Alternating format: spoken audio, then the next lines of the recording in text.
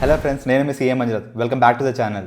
Stock మార్కెట్ని follow అవుతున్న అందరికి కూడా లాస్ట్ 1 to 3 వీక్స్లో బాగా వినిపించిన పేరు ఏంటంటే కేన్స్ టెక్నాలజీస్. ఈ కేన్స్ టెక్నాలజీస్ తన లైన్ ఆఫ్ బిజినెస్లో ఎవరైతే ప్లేయర్స్ ఉన్నారో వాళ్ళందరినీ బీట్ చేస్తూ మంచిగా గ్రో అవుతున్న one of the rarest company. Profit growth point of వ్యూలో మాట్లాడితే ఆల్మోస్ట్ 95% CAGRతో గ్రో అవుతుంది లాస్ట్ 5 yearsలో. దీని ఆర్డర్ బుక్ పాయింట్ ఆఫ్ వ్యూలో మాట్లాడినా సరే నెక్స్ట్ 5-10 yearsకి మంచిగా గ్రో అయ్యే మంచి రోడ్ మ్యాప్ ఉన్న కంపెనీ అన్నట్టు.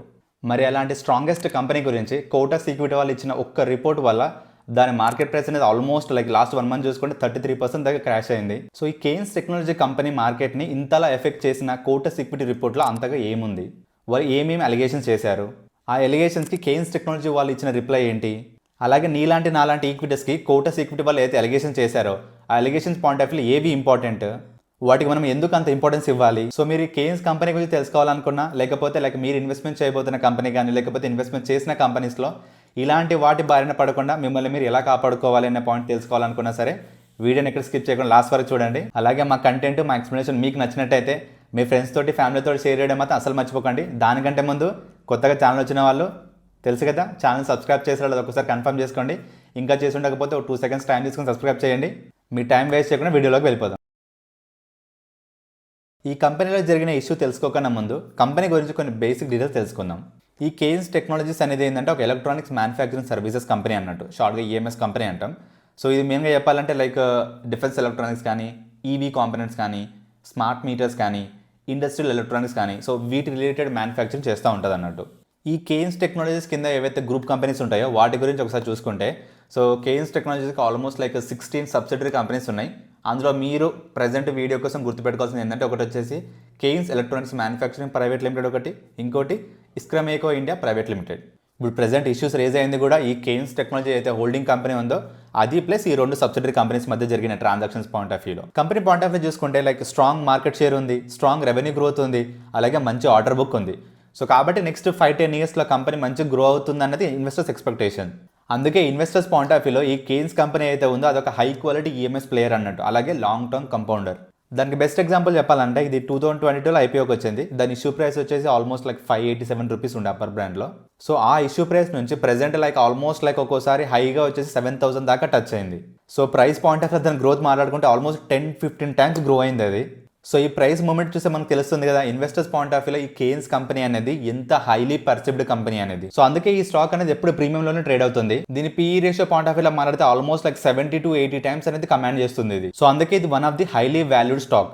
హైలీ వాల్యూడ్ స్టాక్ అంటే హైలీ ట్రస్టెడ్ స్టాక్. సో ఒక్కసారి ఆ ట్రస్ట్ కోల్పోతే చూసారు కదా లాస్ట్ 1 monthలో ఆల్మోస్ట్ 33% క్రాక్ అయింది. కొన్ని వేల కోట్ల మార్కెట్ క్యాపిటలైజేషన్ ఒక్కసారిగా మాయమైపోయింది. సో అంతలో ఏం జరిగిందో కొంచెం డీటెయిల్గా బ్రేక్ డౌన్ చేద్దాం. కోటక్ ఇన్స్టిట్యూషనల్ ఈక్విటీస్, దీని గురించి దాదాపు అందరికి తెలిసే ఉంటుంది. సో వీళ్ళు ఒక రీసెర్చ్ నోట్ రిలీజ్ చేశారు అన్నట్టు December 1st weekలో. అలా ఈ కోటక్ వాళ్ళు ఏదో రిపోర్ట్ ఇచ్చారో అది పబ్లిక్ ఫోరంలో ఇవ్వలేదు, అంటే అఫీషియల్గా ఏదో స్టేట్మెంట్ రిలీజ్ చేసి ఇవ్వలేదు. సో మెయిన్గా ఏం జరిగిందంటే బ్యాక్గ్రౌండ్లో వెంచర్ క్యాపిటల్ కానీ ప్రైవేట్ ఈక్విటీ వాళ్ళు ఉంటారు కదా, సో ఈ కేన్స్ టెక్నాలజీలో ఇన్వెస్ట్మెంట్ చేయాలా లేదా, ఒకవేళ దీంట్లో పాయింట్ ఆఫ్ వ్యూ రిస్క్లు ఏంటి, దీంట్లో పాయింట్ ఆఫ్ వ్యూ అడ్వాంటేజ్ ఏంటి అని ఒక రీసెర్చ్ లాగా ఒక అసైన్మెంట్ లాగా ఇచ్చారు అన్నట్టు వీళ్ళకు. ఆ అసైన్మెంట్లో ఈ కోటక్ వాళ్ళు ఏదైతే ఫైండింగ్స్ చేశారో దాన్ని ఒక రిపోర్ట్ లాగా ఈ వెంచర్ క్యాపిటల్కి ప్రైవేట్ ఈక్విటీ వాళ్ళకి ఇచ్చారు. సో ఈ కోటక్ వాళ్ళు ఇచ్చిన రిపోర్ట్ పాయింట్ ఆఫ్ వ్యూలో మనం క్లియర్గా అబ్జర్వ్ చేయాల్సింది ఏంటంటే, వాళ్ళు ఎక్కడ కూడా వీళ్ళ రెవెన్యూలో కానీ మార్జిన్స్లో కానీ ఆర్డర్ బుక్ మీద ఎక్కడ క్రిటిసైజ్ చేయలేదు. వాళ్ళ మెయిన్ థింగ్ ఏంటంటే అకౌంటింగ్ క్వాలిటీ, అలాగే డిస్క్లోజర్ పాయింట్ ఆఫ్ వ్యూలో. సో ఈ కోటక్ వాళ్ళ రిపోర్ట్లో ఏవైతే ఇష్యూస్ మెన్షన్ చేశారో దాన్ని ఒక్కొక్కటిగా డీటెయిల్గా చూద్దాం. అందులో ఫస్ట్ వచ్చేసి ఏంటంటే రిలేటెడ్ పార్టీ ట్రాన్సాక్షన్. అసలు ఈ రిలేటెడ్ పార్టీ ట్రాన్సాక్షన్స్ అంటే ఏంటి అంటే ఏం లేదండి, నార్మల్గా కంపెనీ ఉంటుంది, కంపెనీ సబ్సిడీస్ ఉంటాయి, అసోసియేట్ కంపెనీస్ ఉంటాయి. సో మెయిన్గా చెప్పాలంటే ఈ గ్రూప్ కంపెనీస్, ఇందాక చెప్పాను కదా ఈ కేన్స్ టెక్నాలజీకి ఆల్మోస్ట్ 16 గ్రూప్ కంపెనీస్ ఉన్నాయి. సో ఈ గ్రూప్ కంపెనీస్ మధ్య జరిగే ట్రాన్సాక్షన్స్ అన్నింటిని ఏవైతే ఉన్నాయో వాటిని మనం రిలేటెడ్ పార్టీ ట్రాన్సాక్షన్స్ అంటాం. అకౌంటింగ్ పాయింట్ ఆఫ్ వ్యూలో అలాగే ఫైనాన్షియల్ స్టేట్మెంట్ పాయింట్ ఆఫ్ వ్యూలో ఈ రిలేటెడ్ పార్టీ ట్రాన్సాక్షన్స్ ఏదైతే ఉందో చాలా సెన్సిటివ్ ఏరియా అన్నట్టు. ఎందుకంటే ఈ రిలేటెడ్ పార్టీ ట్రాన్సాక్షన్స్ యూజ్ చేసుకొని ప్రాఫిట్స్ని మ్యానిపులేట్ చేయొచ్చు, క్యాష్ ఫ్లోస్ని మ్యానిపులేట్ చేయొచ్చు, అలాగే లాసెస్ని కూడా ఒక కంపెనీ నుంచి ఈ కంపెనీకి షిఫ్ట్ చేయొచ్చు. సో ఈ కోటక్ వాళ్ళు ఈ related party transactions point of వ్యూలో ఏం చెప్తున్నారంటే, ఈ గ్రూప్ కంపెనీస్ మధ్యలో కొన్ని ట్రాన్సాక్షన్స్ జరిగాయి, బట్ ఈ రిలేటెడ్ పార్టీ ఏవైతే డిస్క్లోజర్స్ ఉంటాయో వాటిలో వీళ్ళు స్పెసిఫిక్గా మెన్షన్ చేయలేదు అని చెప్తున్నారు అన్నట్టు. సో ఆ ట్రాన్సాక్షన్స్ వచ్చేసి ఏంటంటే వీళ్ళ గ్రూప్ కంపెనీస్ మధ్యలో జరిగిన 180 crores పర్చేజెస్ అంట, అలాగే వేరే గ్రూప్ కంపెనీ నుంచి కేన్స్ టెక్నాలజీస్కి రావాల్సిన 320 crores అంట, అలాగే వితిన్ ఏవైతే గ్రూప్ కంపెనీస్ ఉన్నాయో వాటి నుంచి కేన్స్ ఎలక్ట్రానిక్ మ్యానుఫ్యాక్చరింగ్ అయితే కంపెనీ ఉందో, ఏదైతే సబ్సిడరీ కంపెనీ ఉందో దానికి రావాల్సిన 180 crores అంట. అలాగే ఓవర్వ్యూగా గ్రూప్ కంపెనీస్లో ఒక 190 crores రిసీవబుల్స్ అంట. సో ఈ 4 ఇంపార్టెంట్ ట్రాన్సాక్షన్స్ ఏవైతే ఉన్నాయో, ఎందుకంటే ఇవి రిలేటెడ్ పార్టీ ట్రాన్సాక్షన్స్ కాబట్టి వాళ్ళు ఏది సెపరేట్ రిపోర్ట్ ఇవ్వాలో రిలేటెడ్ పార్టీ డిస్క్లోజర్స్ అనేవి, దాంట్లో వీళ్ళు ఇవి మెన్షన్ చేయలేదనేది మెయిన్ ఇంపార్టెంట్ ఎలిగేషన్ అన్నట్టు. మరి ఇవి చూపించకపోవడం అంత ఇంపార్టెంటా, అంత సివియరా అంటే ఎస్, అవి ఇంపార్టెంటే, సివియరే. ఎందుకంటే లైక్ వీటిని యూజ్ చేసుకొని కంపెనీ తన సేల్స్ని మార్జిన్స్ని ఇన్ఫ్లేట్ చేయడానికి చాలా ట్రై చేస్తుంది.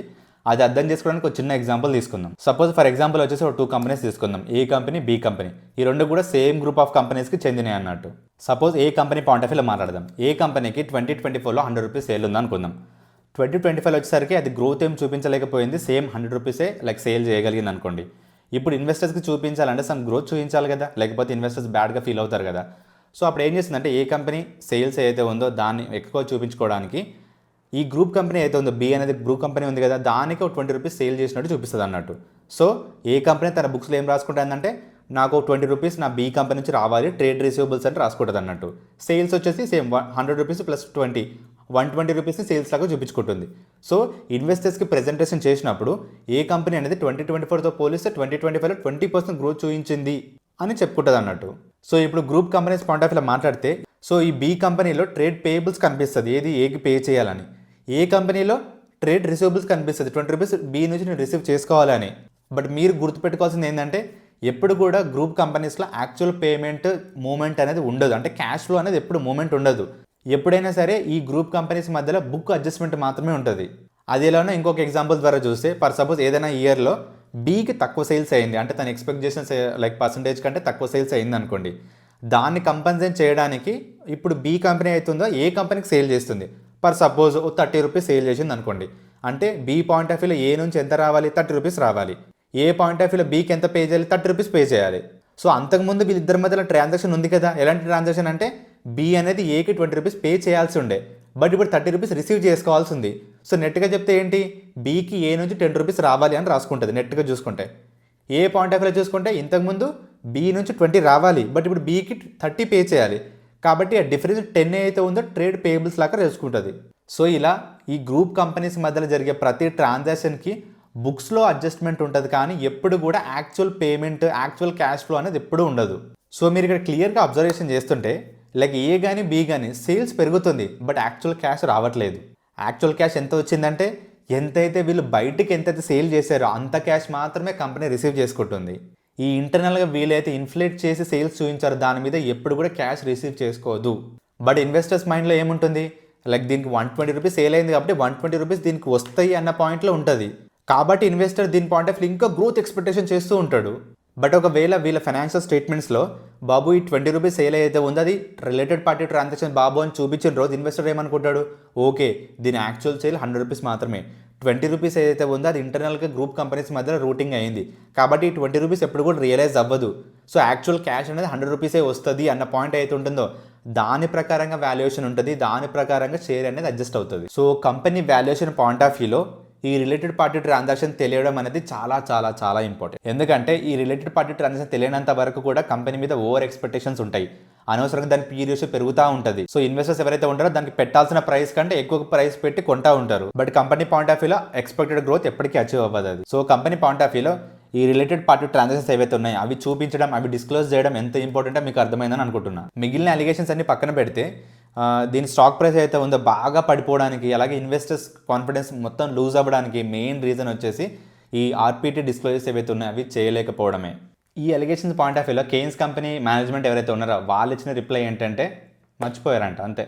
స్టాండర్డ్ ఫైనాన్షియల్ స్టేట్మెంట్స్లో డిస్క్లోజర్స్ చేయడం మర్చిపోయారంట. నా పాయింట్ ఆఫ్ వ్యూలో వీళ్ళు ఇచ్చిన రిప్లై అయితే ఉందో చాలా నెగ్లిజెంట్ రిప్లై. 23,000 కోట్ల మార్కెట్ క్యాపిటలైజేషన్ ఉన్న company, 70 to 80 times P ratio command చేస్తున్న కంపెనీ, ఇంత హై ఇన్వెస్టర్ కాన్ఫిడెన్స్ ఉన్న కంపెనీ ఒక ఇంపార్టెంట్ రిలేటెడ్ పార్టీ డిస్క్లోజర్ చేయలేదు, అది కూడా మర్చిపోయామంటే ఇంతకంటే నెగ్లిజెంట్ వర్డ్ ఇంకోటి లేకపోవచ్చు. మేనేజ్మెంట్ వాళ్ళు ఏదైతే రిప్లై ఇచ్చారో అది ఇన్వెస్టర్స్ పాయింట్ ఆఫ్ వ్యూ చాలా వెటకారంగా ఉందన్నట్టు. ఎందుకంటే లైక్ ఏం చెప్పినా లైక్ నమ్మేస్తారన్న పాయింట్లు చాలా గ్రాంటెడ్గా ఇచ్చిన రిప్లై అన్నట్టు ఇది. నెక్స్ట్ అలిగేషన్ వచ్చేసి కంటింజెంట్ లయబిలిటీస్.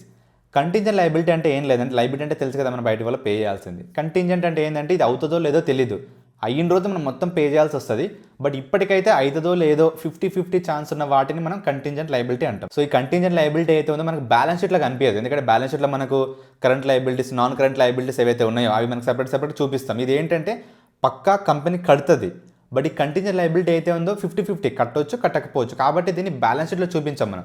బ్యాలెన్స్ షీట్ కాకుండా బ్యాలెన్స్ షీట్ కింద ఆఫ్ బ్యాలెన్స్ షీట్ అని ఒకటి ఉంటుంది ఐటమ్, దాంట్లో మనం ఈ కంటింజెంట్ లయబిలిటీస్ చూపిస్తాం అన్నట్టు. ఈ బ్యాలెన్స్ షీట్ అయిపోయిన తర్వాత కింద అయితే ఆఫ్ బ్యాలెన్స్ షీట్ సెక్షన్ అయితే ఉందో దీని మీద అసలు దాదాపు ఎవరు ఫోకస్ చేయరు, ఎందుకంటే అది మనకి యాక్చువల్ లయబిలిటీ కాదు కదా అన్న పాయింట్లో అందరూ దాన్ని నెగ్లిజెంట్గా చూస్తారు. బట్ ఈ కంపెనీ పాయింట్ ఆఫ్ వ్యూలో ఆల్మోస్ట్ 520 crores దాకా కంటింజెంట్ లయబిలిటీస్ ఉన్నాయంట. అందులో కూడా మెయిన్గా చెప్పాలంటే corporate guarantees to the subsidiary companies, అంటే సబ్సిడరీ కంపెనీస్ ఏదైనా లోన్ తీసుకుంటుంది అనుకోండి, దానికి సాక్షి అంతకం అన్నట్టు ఈ కేన్స్ టెక్నాలజీ కంపెనీ అయితే ఉందో. సో పొరపాటున రేపు పొద్దున సబ్సిడరీ కంపెనీ అయితే ఉందో అది పే చేయలేకపోతే ఈ కేన్స్ కంపెనీ అయితే ఉందో దాని తరపున బ్యాంక్ వాళ్ళకి పే చేయాల్సి వస్తుంది అన్నట్టు. ఇలా కంటింజెంట్ లయబిలిటీ ఉండడం, కార్పొరేట్ గ్యారంటీస్ ఉండడం అనేది తప్పేం కాదు. బట్ వీళ్ళకున్న అమౌంట్ అయితే ఉందో 520 crores అయితే ఉందో ఈ కేన్స్ కంపెనీ పాయింట్ ఆఫ్ వ్యూలో 15% ఆఫ్ దర్ నెట్వర్త్ అంట. అంటే టోటల్ కంపెనీ నెట్వర్త్ అయితే ఉందో అందులో 15% వాల్యూ అంట. అంటే చాలా సిగ్నిఫికెంట్ అమౌంట్ ఇది. ఎందుకంటే రేపు పొద్దున సబ్సిడరీ కంపెనీస్ మంచిగా పర్ఫామ్ చేయలేక లాసెస్ వచ్చి ఆ బ్యాంక్ లోన్స్ ఏవైతే ఉన్నాయో అవి పే చేయలేకపోతే ఖచ్చితంగా ఈ కేన్స్ కంపెనీ రీపే చేయాల్సి వస్తుంది కదా. సో అలా అంత పెద్ద అమౌంట్ వీళ్ళ కంటింజెంట్ లయబిలిటీ కింద ఉండడం, అది కూడా కార్పొరేట్ గ్యారంటీస్ అవ్వడం అయితే ఉందో చాలా హై రిస్క్ ఫ్యాక్టర్ అన్నట్టు కోటక్ ఈక్విటీస్ వాళ్ళు చెప్పారన్నట్టు. మా సబ్సిడరీస్ ఎక్స్పాండ్ అవ్వాలన్నా, మా సబ్సిడరీస్ మంచిగా గ్రో అవ్వాలన్నా సరే ఈ కార్పొరేట్ గ్యారంటీస్ అనేవి చాలా ఇంపార్టెంట్ అన్నట్టు. సో కాబట్టి మేము ఇవ్వాల్సి వచ్చింది అని చెప్పారన్నట్టు. నా పాయింట్ ఆఫ్ వ్యూలో కార్పొరేట్ గ్యారంటీస్ ఇవ్వడం తప్పేం కాదు, like it's like regular course of బిజినెసే. బట్ మరీ లైక్ 15% ఆఫ్ నెట్వర్త్ ఇవ్వడం అనేది చాలా పెద్ద రెడ్ ఫ్లాగ్. నెక్స్ట్ ఎలిగేషన్ వచ్చేసి ఇంటాంజిబుల్ అసెట్స్ క్యాపిటలైజేషన్. ఈ కంపెనీలో టెక్నికల్ నోహో అని, డిజైన్స్ అని, డెవలప్మెంట్ కాస్ట్ అని ఆల్మోస్ట్ 180 crores దాకా చూపిస్తున్నారంట. ఈ కోటక్ వల్ల అలిగేషన్ ఏంటంటే లైక్ వీళ్ళ ఈ కంపెనీ పాయింట్ ఆఫ్ వ్యూలో ఏవైతే ఎక్స్పెన్సెస్ అవుతున్నాయో అది యాక్చువల్గా ప్రాఫిట్ అండ్ లాస్ స్టేట్మెంట్లో లైక్ ఎక్స్పెన్సెస్ కింద చూపించాలి.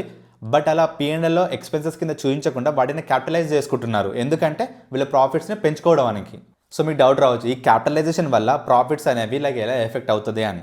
దీనికి సింపుల్ ఒక ఎగ్జాంపుల్ ద్వారా అర్థం చేసుకుందాం. ఫర్ సపోజ్ ఒక కంపెనీ అనేది అసెట్ కొన్నది అనుకోండి, అసెట్ వాల్యూ వచ్చేసి 500 rupees అనుకోండి. అంటే ఓకే 500 rupees పెట్టి అసెట్ కొన్నది, ఇది ఎక్స్పెన్సే కదా కంపెనీకి. మరి 500 rupees తీసుకెళ్లి P&Lలో పెడుతుందా అంటే కాదు, ఎందుకంటే అసెట్ అనేది క్యాపిటలైజ్ చేయాలి. క్యాపిటలైజ్ ఎలా చేయాలంటే దాని ఎక్స్పెక్టెడ్ లైఫ్ ఏదైతే ఉందో, ఫర్ సపోజ్ ఈ మిషనరీ అనేది నెక్స్ట్ 5 yearsకి నడుస్తుంది అనుకోండి. సో కాబట్టి ఎవ్రీ ఇయర్ ఈ 500 divided by 5 years అయితే ఉందో చేస్తే 100 rupees వస్తుంది కదా. ఈ ప్రతి ఇయర్ 100 rupees అయితే ఉందో దాన్ని P&Lలోకి తీసుకెళ్తాం. ఫర్ సపోజ్ ఆ కంపెనీకి 1000 rupees లైక్ రెవెన్యూ వస్తుంది అనుకోండి. ఒకవేళ మనం ఈ 500 rupees అయితే మెషినరీ కొన్నామో దాన్ని మొత్తానికి మనం P&Lలో వేసి ఉంటే, అంటే ఎక్స్పెన్స్ కింద చూయించుంటే 1000 - 500 ప్రాఫిట్ ఎంత వచ్చేది? 500 కనిపించేది. లేదు దీన్ని మనం క్యాపిటలైజ్ చేస్తున్నాం కదా, కాబట్టి పర్ ఇయర్ ఎంత రావాలి? 100 rupees ఎక్స్పెన్స్ కింద రావాలి. కాబట్టి 1000 rupees - 100 అంటే 900 అన్నట్టు. అంటే ఒకవేళ క్యాపిటలైజ్ చేయకపోతేనేమో మనకు 500 rupees ప్రాఫిట్ కనిపించేది. బట్ క్యాపిటలైజ్ చేసాం కాబట్టి పర్ ఇయర్ ఇప్పుడు మనకు 900 rupees ప్రాఫిట్ కనిపిస్తుంది. మన క్యాపిటలైజేషన్ చేయడం వల్ల మన ప్రాఫిట్ పెరిగిందా తగ్గిందా? పెరిగింది. సో కాబట్టి కోటక్ వాళ్ళు ఏమంటున్నారంటే వీళ్ళకి జరిగే ప్రతి ఎక్స్పెన్స్ కూడా డైరెక్ట్ ఎక్స్పెన్స్ లాగా బుక్ చేయకుండా, అంటే ప్రాఫిట్ అండ్ లాస్లో మొత్తం ఎక్స్పెన్స్ చేయకుండా వీళ్ళు క్యాపిటలైజ్ చేస్తున్నారు. క్యాపిటలైజ్ చేయడం వల్ల ఏంటంటే పర్ ఇయర్ కొంచెం కొంచెం కొంచెం కొంచెం P&Lలోకి వస్తుంది. దానివల్ల ఏంటంటే వీళ్ళ ప్రాఫిట్ ఒకటేసారి ఎఫెక్ట్ కాకుండా మంచిగా మెయింటైన్ చేయడానికి యూజ్ చేసుకుంటున్నారు ఈ క్యాపిటలైజేషన్ కాన్సెప్ట్ని అన్నది వాళ్ళ ఎలిగేషన్ అన్నట్టు. సో ఈ క్యాపిటలైజేషన్ కాన్సెప్ట్ని యూజ్ చేసుకొని కంపెనీస్ అనే ప్రాఫిట్స్ని ఎలా మ్యానిపులేట్ చేస్తాయో మీకు అర్థమైందని అనుకుంటున్నాను. మనం ఇంకా క్లియర్గా అబ్జర్వ్ చేయాల్సింది ఏంటంటే ఇక్కడ యాక్చువల్గా క్యాష్ అవుట్ఫ్లో ఆల్రెడీ జరిగిపోయింది. అంటే మనం ఒక ఎక్స్పెన్స్ ఇంకర్ అయినప్పుడు అది క్యాపిటలైజ్ చేస్తావా చేయలేవా అనేది నీ ఇష్టం అది. బట్ దాని పాయింట్ ఆఫ్ వ్యూలో క్యాష్ పేమెంట్ అనేది ఆల్రెడీ జరిగిపోయింది. అంటే క్యాష్ ఫ్లోస్ ఏమో తక్కువ కనిపిస్తున్నాయి, బట్ ప్రాఫిట్ ఏమో ఎక్కువ కనిపిస్తుంది. ఎందుకు ఇలా చేస్తారంటే ఇన్వెస్టర్స్ అనేవాళ్ళు క్యాష్ ఫ్లోస్ కంటే లైక్ ప్రాఫిట్ పర్సంటేజ్ ఎక్కువ చూస్తారు. అంటే ప్రాఫిట్లో ఎంత గ్రోత్ వచ్చింది ఆ పాయింట్లో ఎక్కువ చూస్తారు. కాబట్టి వీళ్ళు దీన్ని పెంచుకోవడానికి ట్రై చేస్తారు అన్నట్టు. యాక్చువల్ క్యాష్ ఫ్లో అనేది ఎవరు ఎక్కువ పట్టించుకోరు కదా. సో ఈ లూప్ హోల్ని యూజ్ చేసుకొని, ఈ మైండ్ సెట్ని యూజ్ చేసుకుని వీళ్ళు ప్రాఫిట్ని ఎగ్జాగరేట్ చేయడానికి ట్రై చేస్తారు అన్నట్టు ఈ క్యాపిటలైజేషన్ కాన్సెప్ట్ యూజ్ చేసి. నెక్స్ట్ అలిగేషన్ వచ్చేసి గుడ్ విల్ ఫ్రమ్ అక్విజిషన్. ఇస్క్రమేకో అనే కంపెనీ ఉంది కదా, దీని సబ్సిడరీ కంపెనీ. సో అది వన్స్ కొనుక్కున్న తర్వాత గుడ్ విల్లో ఎక్కువగా ఇంక్రీజ్ అయ్యింది అనేది కోటక్ వాళ్ళ అలిగేషన్ అన్నట్టు. సో ఫస్ట్ గుడ్ విల్ అంటే ఏంటి? గుడ్ విల్ అంటే ఏం లేదండి. ఫస్ట్ సపోజ్ మనం ఏ కంపెనీ అనేది బి కంపెనీ కొంటుంది అనుకోండి. బి కంపెనీలో లైక్ ఫ్యాక్టరీస్ ఉంటాయి, అసెట్స్ ఉంటాయి, ప్లాంట్ అండ్ మిషనరీ ఉంటాయి కదా. సో వాటి యొక్క వాల్యూ యాడ్ చేయండి. ఫర్ సపోజ్ 100 rupees అనుకోండి. అది అంటే మొత్తం అసెట్స్ వాల్యూ మొత్తం లయబిలిటీస్ మొత్తం మైనస్ చేసుకుంటే ఒక 100 rupees వాల్యూ వస్తుంది అనుకోండి. సో మనం యాక్చువల్గా 100 rupees పే చేసి బి కంపెనీ మనం కొనుక్కోవాలి. బట్ మేనేజ్మెంట్ వాళ్ళు 150 rupees అడుగుతున్నారు. ఎక్స్ట్రా 50 rupees ఎందుకు అడుగుతున్నారంటే వాళ్ళు చెప్పేది ఏంటంటే కంపెనీ యొక్క బ్రాండ్ అన్నట్టు. మార్కెట్లో ఈ బి కంపెనీకి మంచి బ్రాండింగ్ ఉంది, దాని యొక్క మంచి వాల్యూ ఉంది. సో కాబట్టి కంపెనీ ఏదైతే వాల్యూ ఉందో దానికంటే మీరు ఎక్కువ పే చేయాలి అని ఏదైతే ఉంటుందో, ఎక్స్ట్రాగా మనం ఏదైతే పే చేస్తామో దాన్ని మనం గుడ్ విల్ అంటాం. సో కోటక్ వాళ్ళ అలిగేషన్ ఏంటంటే ఇస్క్రమేకో కంపెనీ వీళ్ళు కొనేటప్పుడు లైక్ సపోజ్ దాని యొక్క వాల్యూ బ్రాండింగ్ అయితే ఉందో దాన్ని ఓవర్గా చూపించారు, దానివల్ల వీళ్ళు గుడ్ విల్ ఎక్కువగా రికార్డ్ చేసుకున్నారు అనేది వాళ్ళ అలిగేషన్ అన్నట్టు. సో క్లియర్గా చెప్పాలంటే ఇస్క్రమేకో కంపెనీ అయితే ఉందో దాని వర్త్ కంటే ఎక్కువగా పే చేశారు, అనవసరంగా ఎక్స్ట్రా పే చేశారు అనేది వాళ్ళ అలిగేషన్ అన్నట్టు. దీనికి మేనేజ్మెంట్ వాళ్ళు ఇచ్చిన రిప్లై ఏంటంటే లైక్ మా పాయింట్ ఆఫ్ వ్యూలో ఇస్క్రమేకో కంపెనీ అయితే ఉందో మంచి బ్రాండెడ్ కంపెనీ కాబట్టి మేము ఎక్స్ట్రా పెట్టి కొనుక్కున్నాము, ఎక్స్ట్రా పే చేసిన ఏదైతే అమౌంట్ ఉందో దాన్ని గుడ్ విల్ కింద మేము చూపించుకుంటున్నాం అన్నది వాళ్ళ ఎక్స్ప్లెనేషన్.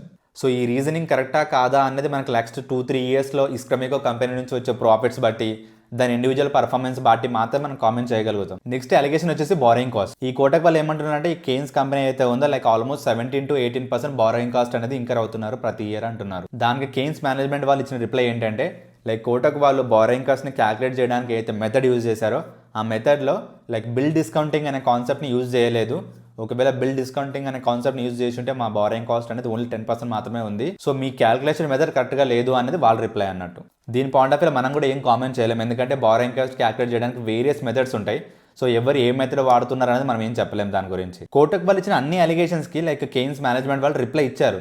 వన్స్ రిప్లై ఇచ్చిన తర్వాత కూడా స్టాక్ ప్రైస్ అనేది పడుతూనే ఉంది వీళ్ళది. ఎందుకంటే ఒక కంపెనీ పాయింట్ ఆఫ్ వ్యూలో ఎర్నింగ్స్ రికవర్ అవ్వచ్చు, మార్జిన్స్ కూడా రికవర్ అవ్వచ్చు, బట్ ఇలాంటి highly valued stock, highly investor confidence ఉన్న స్టాక్లో ఒక్కసారి ట్రస్ట్ బ్రేక్ అయితే మాత్రం రికవర్ అవ్వడానికి చాలా టైం పడుతుంది. ఎందుకంటే ఇలాంటి ప్రీమియం వాల్యుయేషన్లో ట్రేడ్ అవుతున్న స్టాక్ ఏదైనా సరే ఒక్క చిన్న డౌట్ వచ్చినా సరే లైక్ ఒక బిగ్ క్రాష్ చూడొచ్చు మనం, just like Kaynes technologies. Investors point of వ్యూలో మేజర్ క్వశ్చన్ ఏంటంటే లైక్ వీళ్ళు డిస్క్లోజర్ చేయలేదు, వీళ్ళు ఇచ్చిన ఆన్సర్ ఏదైతే ఉందో ఏది మర్చిపోయాం అన్నది అది కరెక్ట్ ఆన్సర్ కాదు. సో దాని వరకు బ్యాక్గ్రౌండ్ ఏదో ఉండాలి, అది ఏంటో తెలియదు. సెకండ్ థింగ్ ఏంటంటే ఇది ఓవర్ సైట్, అంటే మీరు నార్మల్గానే మర్చిపోయారా లేకపోతే మీ ఇంటర్నల్ కంట్రోల్స్ అంత వీక్గా ఉన్నాయా. థర్డ్ వచ్చేసి ఏంటంటే మీరు ఫ్యూచర్లో అయితే రిపోర్ట్స్ ఇస్తారో వాటిని మేము నమ్మొచ్చా లేదా. ఈ 3 క్వశ్చన్స్కి ఆన్సర్ దొరికేదాకా కూడా లైక్ బ్రేక్ అయిన ట్రస్ట్ అయితే ఉంది అది మళ్ళీ రికవర్ అవ్వడానికి అయితే స్కోప్ లేదు. ఈ కేన్స్ కంపెనీ పాయింట్ ఆఫ్ వ్యూలో జరిగిన సిచ్యువేషన్స్ నుంచి లేకపోతే ఈ కేన్స్ కంపెనీ పాయింట్ ఆఫ్ వ్యూలో జరిగిన అలిగేషన్స్ నుంచి రీటైల్ ఇన్వెస్టర్స్ నేర్చుకోవాల్సిన లెసన్స్ ఏంటంటే ఫస్ట్ థింగ్ వచ్చేసి ఏంటంటే గ్రోత్ మ్యాటర్ కాదు, గవర్నెన్స్ మ్యాటర్. అంటే లైక్ సపోజ్ క్వార్టర్లీ రిజల్ట్స్ కానీ లేకపోతే ఇయర్లీ రిజల్ట్స్ వచ్చినప్పుడు సేల్స్లో ఎంత గ్రోత్ జరిగింది, ప్రాఫిట్లో ఎంత గ్రోత్ జరిగింది అన్నది కాదు, వాళ్ళు ఏదైతే రిపోర్టింగ్ చూపిస్తున్నారో, రిపోర్ట్స్ ఏవైతే చూపిస్తున్నారో అవి కరెక్టా కాదా, కంప్లీటా కాదా, అన్ని చూపిస్తున్నారా లేదా.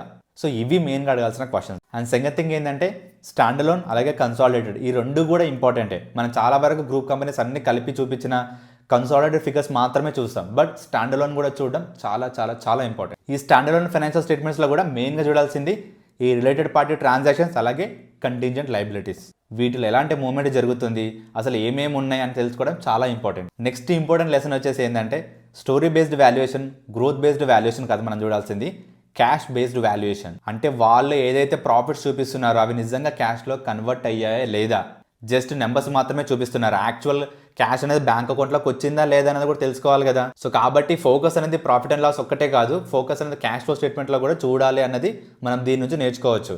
ఇది ఎలా చూడాలి, క్యాష్ ఫ్లోని P&Lని ఎలా లింక్ చేసుకోవాలనేది మనం క్లారిటీగా బ్యాలెన్స్ షీట్ అలాగే P&L అనాలిసిస్ 2 వీడియోస్ చేసాం, మన ఛానల్లో ఆల్రెడీ ఉంటుంది. సో ఎవరికైనా ఇంట్రెస్టెడ్ ఉంటే వాటిని చూడడం మాత్రం మిస్ కాకండి. నెక్స్ట్ ఇంపార్టెంట్ అలాగే మెయిన్ థింగ్ ఆఫ్ లెసన్ వచ్చేసి ఏంటంటే హై వాల్యుయేషన్ స్టాక్స్లో సేఫ్టీ అనేది ఉండదు. సంథింగ్ జరిగింది అంటే దాన్ని క్రాష్ అవ్వడం అసలు ఎవరు ఆపలేరు, మీ ముందే కొన్ని వేల కోట్లు మాయమైపోతుంటాయి. సో ఇప్పుడే కాదు ఎప్పుడైనా సరే హై వాల్యూడ్ స్టాక్స్లో PE రేషియోస్ దారుణంగా వాల్యూ అవుతున్న స్టాక్స్లో ఇన్వెస్ట్మెంట్ చేసే ముందు, ఇన్వెస్ట్మెంట్ చేసిన తర్వాత కానీ చాలా చాలా చాలా కాషియస్గా ఉండాలి. నా పాయింట్ ఆఫ్ వ్యూ ఏంటంటే ఇక్కడ 2 యాంగిల్స్ ఉన్నాయి. ఒకటి వచ్చేసి కంపెనీ పాయింట్ ఆఫ్ వ్యూలో రాంగ్ జరిగింది, ఓకే ఇది ఫైన్. సెకండ్ థింగ్ ఏంటంటే ఆడిటర్స్ ఏం చేస్తున్నారు, ఈ కంపెనీ పాయింట్ ఆఫ్ వ్యూలో లైక్ రిపోర్టింగ్ సరిగ్గా లేకపోతే, డిస్క్లోజర్ సరిగ్గా లేకపోతే లైక్ ఆడిటర్స్ ఏం చేస్తున్నారు. వీళ్ళ ఆడిటర్స్ వచ్చేసి KP Rao & Co chartered accountants అంట. ఒకసారి లైక్ ఇది ఎంత పెద్ద ఫర్మ్ మీకు తెలవాలంటే లైక్ గూగుల్ మ్యాప్స్కి వెళ్ళి KP Rao & Co అని సెర్చ్ చేయండి, అట్లీస్ట్ వీళ్ళ ఆఫీస్ యొక్క పిక్ కూడా మీకు దొరకదు. అంటే 23,000 కోట్ల మార్కెట్ క్యాపిటలైజేషన్ ఉన్న కంపెనీని ఆడిట్ చేసింది ఎవరు అంటే ఆఫీస్ యొక్క ఫోటో కూడా మ్యాప్స్లో లేనంత పెద్ద ఫర్మ్ అన్నట్టు ఇది. అంటే ఈ కంపెనీ వాళ్ళు వెతికి ఎంత పెద్ద CA ఫర్మ్కి ఇచ్చారా అనేది మీరే ఎస్టిమేషన్ చేసుకోవచ్చు. ఒక ఇన్వెస్టర్స్ పాయింట్ ఆఫ్ వ్యూలో ఫైనాన్షియల్ స్టేట్మెంట్స్ అనేవి చాలా చాలా చాలా ఇంపార్టెంట్. ఎందుకంటే వాటిని బేస్ చేసుకొని మనం ఫ్యూచర్లో కంపెనీ ఎలా గ్రో అవుతుంది, ఎంత గ్రో అవుతుంది, అసలు గ్రో అవుతుందా లేదా అన్నది మనం ఒక ఎస్టిమేషన్కి ఇస్తాం. ఓ కంపెనీ IPOకి వచ్చినప్పుడు కూడా మనం మెయిన్గా చూసేది కూడా ఫైనాన్షియల్ స్టేట్మెంట్సే. మరి అలాంటి ఫైనాన్షియల్ స్టేట్మెంట్ సైన్ చేసేటప్పుడు ఆడిటర్స్ అనే వాళ్ళు ఎంత కేర్ఫుల్గా ఉండాలి, ఎంత రెస్పాన్సిబుల్గా ఉండాలి. మరి ఈ సిచ్యువేషన్స్లో అంటే Kaynes company financial statement point of వ్యూలో డిస్క్లోజర్స్ లేవు అన్న పాయింట్ కూడా తెలియకుండా సైన్ చేశారంటే ఈ సీఏ ఫామ్ అనేది ఎంత రెస్పాన్సిబుల్గా ఉంది, ఎంత ప్రాపర్గా చేసింది ఆడిట్ అనేది మనం అర్థం చేసుకోవచ్చు. ఇంత అన్ప్రొఫెషనల్ సీఏ ఫామ్ మీద ఐసీఏ వాళ్ళు యాక్షన్ తీసుకోకపోతే మాత్రం ఫ్యూచర్లో సీఏ వాళ్ళు ఇచ్చే ఏ ఫైనాన్షియల్ స్టేట్మెంట్స్ కూడా నమ్మడానికి స్కోప్ ఉండదు. నేను కూడా ఒక క్వాలిఫైడ్ చార్టర్డ్ అకౌంటెంట్ కాబట్టి చెప్పగలుగుతున్నాను ఏంటంటే, కంపెనీ వాళ్ళు ఏదైనా ప్రిపేర్ చేయండి, వాళ్ళు 100 ఇస్తారు ఓకే, బట్ దాని మీద సైన్ చేసేటప్పుడు మినిమం కాషియస్ చెక్స్ అనేవి, మినిమం వెరిఫికేషన్ చేయాల్సిన బాధ్యత చార్టర్డ్ అకౌంటెంట్స్ది. ఆ మినిమం వెరిఫికేషన్ కూడా చేయకుండా సైన్ చేశారంటే వీళ్ళు ఎంత పెద్ద సీఎఫ్ఎమో, ఎంత రెస్పాన్సిబుల్ సీఎఫ్ఎమో అని అర్థం చేసుకోవచ్చు. సో నా పాయింట్ ఆఫ్ వ్యూలో కంపెనీది ఎంతైతే రాంగ్ ఉందో, కంపెనీ ఫైనాన్షియల్ స్టేట్మెంట్స్ సైన్ చేసిన ఆడిటర్స్ కూడా అంతే రాంగ్ ఉంటుంది. సో ఒకవేళ ఈ కేన్స్ కంపెనీ పాయింట్ ఆఫ్ వ్యూలో ఏదైనా పనిష్మెంట్ వచ్చినా, పెనాల్టీ వచ్చినా, సేమ్ థింగ్ ఈ సీఏ ఫార్మ్స్ కూడా జరగాలనేది నా ఎక్స్పెక్టేషన్. సో దానివల్ల ఫ్యూచర్లో లైక్ ఇంత నెగ్లిజెంట్గా, ఇంత ఇర్రెస్పాన్సిబుల్గా ఫైనాన్షియల్ స్టేట్మెంట్ సైన్ చేయడం అనేది అవాయిడ్ చేస్తారు ఫ్యూచర్ సీఏస్ కూడా. నా నుంచి నేను ఇచ్చే బెస్ట్ సజెషన్ ఏంటంటే, ఈ కేన్స్ కంపెనీకి ఎవరైతే ఆడిట్ చేశారో, ఎవరైతే సైన్ చేశారో అదే సీఏ ఫామ్ వాళ్ళు ఒకవేళ మీరు ఇన్వెస్ట్మెంట్ చేయాలనుకున్న కంపెనీ కానీ, లేకపోతే చేసిన కంపెనీస్కి ఒకవేళ వీళ్ళు ఫైనాన్షియల్ స్టేట్మెంట్స్ ప్రిపేర్ చేసి ఉంటే మాత్రం 1-2 టైమ్స్ కొంచెం కాషియస్గా చెక్ చేసుకోండి. ఫ్యూచర్లో ఆ కంపెనీస్ పాయింట్ ఆఫ్ వ్యూలో కూడా ఇలాంటి ఎలిగేషన్ న్యూస్ వస్తే మాత్రం పెద్ద సర్ప్రైజింగ్ ఈవెంట్ ఏం కాదు. సో అంతే అండి, వీడియో ఎండింగ్లోకి వచ్చేసాము. సో కంపెనీ పాయింట్ ఆఫ్ వ్యూలో ఫైనాన్షియల్ స్టేట్మెంట్స్ ఏవైతే ఉన్నాయో, లైక్ బ్యాలెన్స్ షీట్ కానీ, P&L కానీ, క్యాష్ ఫ్లో కానీ, ఇవి ఎంత ఇంపార్టెంటో మీకు అర్థమైనా అనుకుంటున్నాను నేను. ఇవి ఇంత ఇంపార్టెంట్ కాబట్టి వీటి అనాలిసిస్ గురించి, వీటి కనెక్షన్స్ గురించి మనం డీటెయిల్గా 2 వీడియోస్ చేసాం మన ఛానల్లో రీసెంట్గానే. సో ఒకవేళ మీకు ఈ ఫైనాన్షియల్ స్టేట్మెంట్స్ అనాలిసిస్ మీద కొంచెం ఇంట్రెస్ట్ ఉంటే మాత్రం ఆ 2 వీడియోస్ చెక్ చేయడం మాత్రం మర్చిపోకండి. మా కంటెంట్ ఎక్స్ప్లెనేషన్ మీకు నచ్చినట్లయితే మీ ఫ్రెండ్స్ తోటి, ఫ్యామిలీతో షేర్ చేయడం అస్సలు మర్చిపోకండి. నెక్స్ట్ వీడియోలో ఇంకా ఇంట్రెస్టింగ్ టాపిక్ తోటి మళ్ళీ కలుస్తాను. అంతవరకు సైనింగ్ ఆఫ్, మీ సీఎం.